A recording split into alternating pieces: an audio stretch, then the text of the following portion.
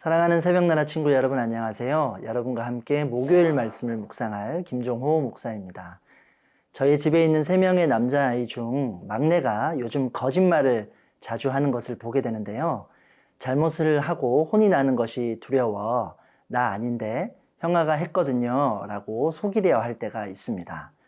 반대로 첫째 형아는 잘못을 했지만 아빠 엄마에게 늘 사실대로 말하며 용서를 구하기도 합니다. 그렇게 말해줄 때 저희들도 고마운 마음을 갖게 되지요.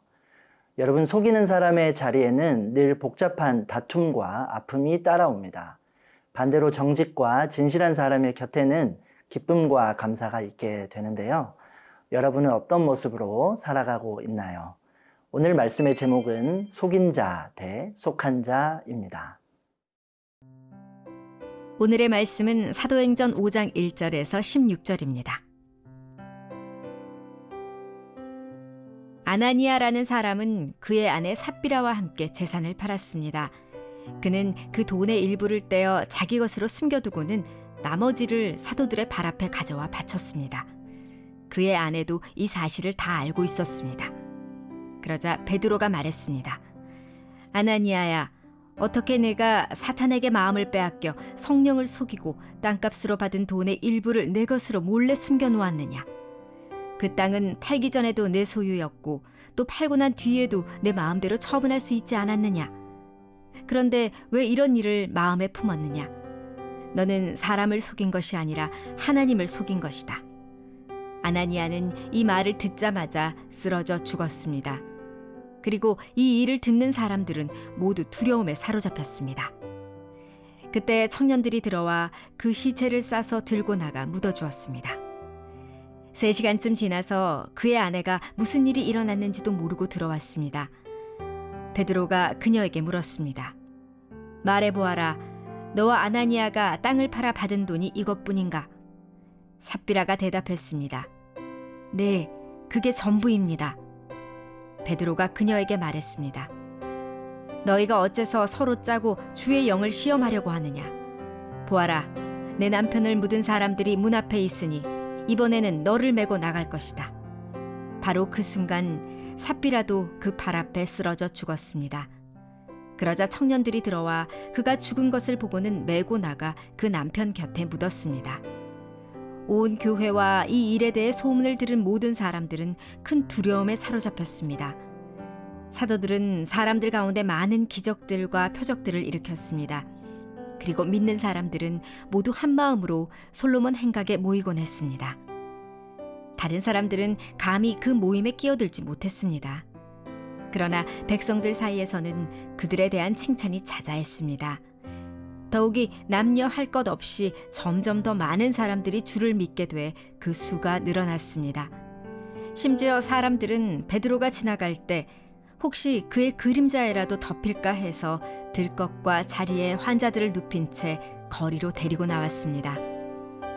예루살렘 근처의 마을에서도 많은 사람들이 환자들과 더러운 귀신에 시달리는 사람들을 데리고 모여들었고 그들도 모두 고침을 받았습니다.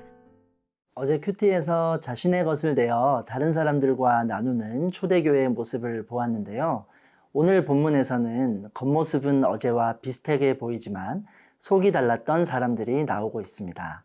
본문 1절, 2절 말씀입니다. 아나니아라는 사람은 그의 아내 삽비라와 함께 재산을 팔았습니다.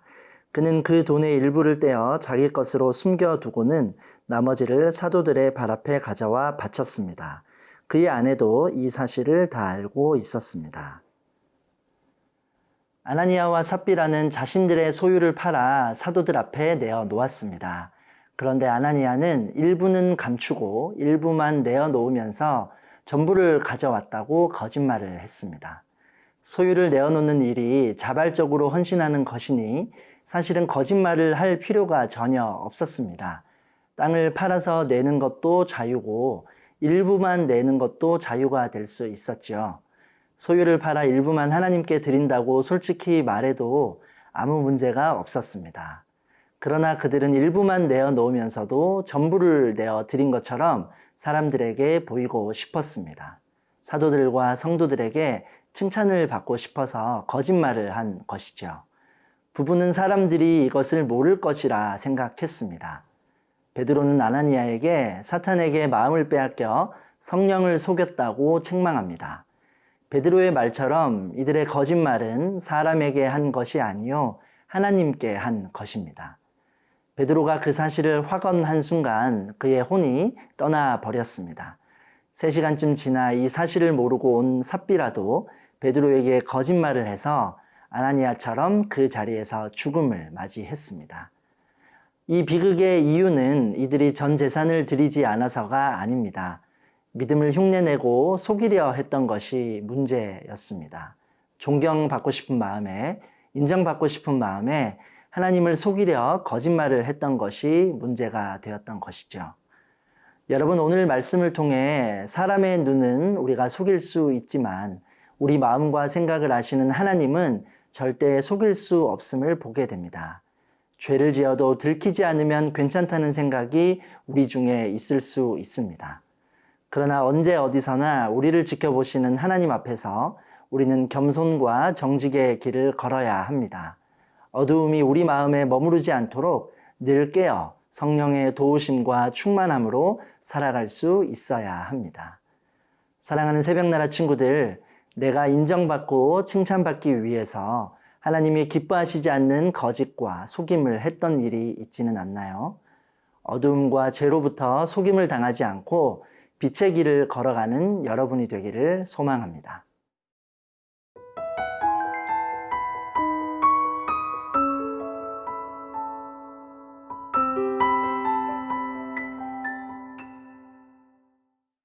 아나니아와 삽비라 사건으로 성도들이 두려워하지만 그 일이 복음 전파를 위축시키지는 않습니다.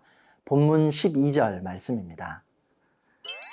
사도들은 사람들 가운데 많은 기적들과 표적들을 일으켰습니다. 그리고 믿는 사람들은 모두 한 마음으로 솔로몬 행각에 모이곤 했습니다. 사도들이 공회의 경고를 거부하고 담대히 복음을 전하니 그들의 손을 통해서 표적과 기사가 많이 일어나게 됩니다. 믿는 사람들은 모두 한 마음으로 모이기에 힘쓰는 일이 일어났습니다. 사도들을 통해 많은 표적이 나타나자 믿는 사람이 더욱 많아지게 됩니다. 베드로의 그림자에 덮이기만 해도 병이 치료될 것으로 믿는 사람들이 있었고 병든 자들과 귀신 들린 자들을 사도들에게 데려와 그들도 모두 고침을 받게 되는 놀라운 일들이 일어나게 됩니다. 베드로와 요한 그리고 교회를 향한 핍박이 있었지만 예수님의 권능은 사도들을 통해 온전히 나타나고 있었습니다. 그럴 수 있었던 이유는 그들이 성령의 능력에 온전히 붙잡혀 있었기 때문입니다. 열심히 예수님을 전하다가 끌려가서 재판까지 받게 되면 또 다시 그런 일을 하기가 부담스러울 수 있지요. 그러나 사도들은 오직 성령의 능력을 의지해 복음을 전했고 많은 사람이 믿고 회개하는 역사가 일어났습니다. 성령에 속하고 성령 충만한 사도들은 예수님의 제자로 부활의 증인으로 그 일을 능력 있게 감당합니다. 여러분, 오늘 우리는 헌신을 하고도 성령님을 속이려 하다가 죽게 된 부부의 이야기와 또 성령님 안에서 계속 살아나는 사람들의 대조되는 이야기를 보았습니다. 지금 우리는 성령을 속이려 하는 자인지 성령에 속한 자인지 돌아보기 원합니다. 거짓의 아비인 사단과 어두움의 세력은 지금도 우리를 유혹하고 있습니다. 잠시 속이는 것이 아무도 모를 것이라 우리를 유혹하지만 우리가 성령을 의지하고 예수님을 바라보게 될 때 사단과 어두움의 속임수를 분별하고 넘어지지 않을 수 있음을 기억해야 합니다. 사랑하는 새벽나라 친구들, 혹시 내 안에 성령의 도우심으로 몰아내야 할 숨겨놓은 욕심과 나만 알고 있는 죄가 있나요? 날마다 성령에 속한 사람으로 참된 회개와 참된 복음의 능력을 나타내는 삶이 되기를 축복합니다. 사랑의 하나님, 거짓과 욕심의 속임수에 넘어지지 않도록 빛으로 우리를 비추어 주시고 정직하고 진실하게 살아가는 삶이 되게 하여 주옵소서. 날마다 성령 충만하게 하시고 우리를 통해 복음의 능력이 나타나는 은혜를 허락하여 주옵소서. 예수님의 이름으로 기도합니다. 아멘.